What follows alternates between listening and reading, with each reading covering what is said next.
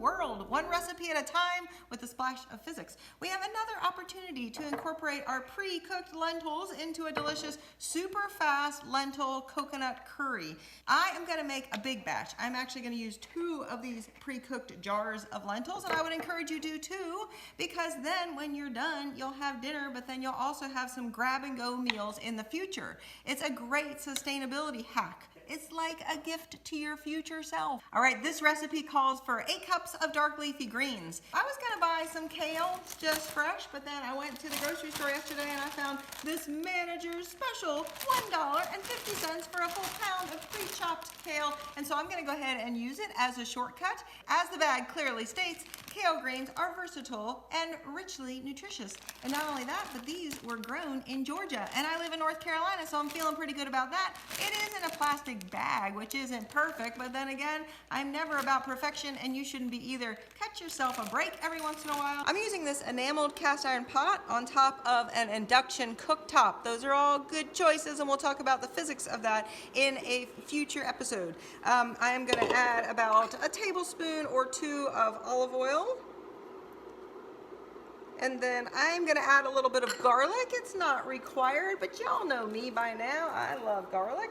Just let that garlic saute for a minute or 2. I'm gonna do a mixture of kale greens.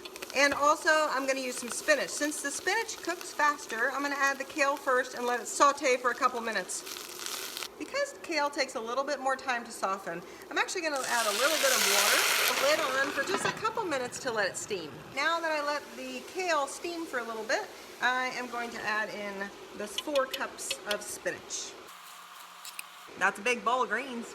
All right, now that the kale and the spinach have cooked down a little bit, I'm just gonna add the rest of the ingredients. My 2 pints of pre-cooked lentils.